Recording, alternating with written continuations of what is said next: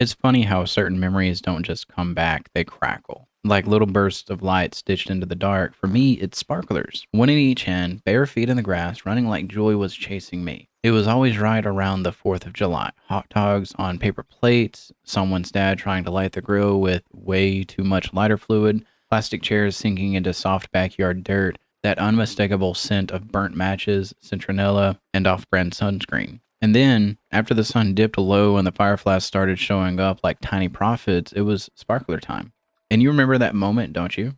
The first sputter of the fire at the tip, how your whole body leaned back, even though you were the one who begged to hold it. Then the fire took. Tiny golden starbursts spun from your grip, sizzling in every direction like the 4th of July couldn't wait to be noticed. You would hold it at arm's length, scared but enchanted.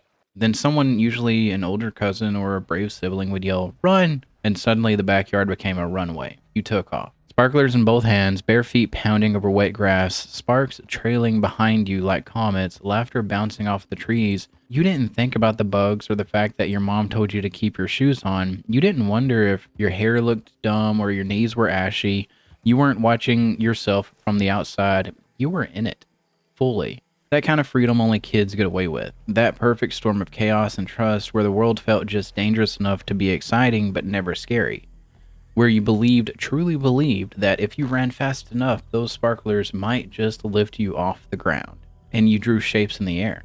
You spelled your name in smoke. You tried to make hearts, infinity signs, swirls that disappeared too fast to admire. But it wasn't about keeping anything. It was about being in it while it was still burning. The sparklers always burned out quicker than we wanted. A few seconds of glory, then that little black wire fizzled into silence. You hold the stick for a beat longer, wishing maybe, just maybe, it would spark again, but it never did. So you drop it in the coffee can of water and beg for another. That's the thing that gets me now. We knew they wouldn't last, and we chased them anyways. We didn't say, "What's the point?" We didn't need the night to teach us something. We didn't worry about how long the light would stay. We just ran with it, while it was ours to hold. I think about that a lot these days. How we used to take joy by the hand, both hands, and run, even if it was temporary, even if it burned out quick. Now we hesitate.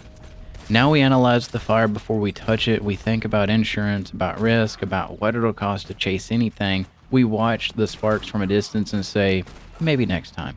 But the joy wasn't meant to be studied, it was meant to be held, even if it stings, even if it doesn't last, even if it leaves you with a blackened wire and a memory you can't explain. That night in the backyard, it didn't go viral. Nobody filmed it. There was no proof it happened at all, except for how it feels when you remember it. How your hands buzz just a little thinking about it, how your chest tightens in the best way.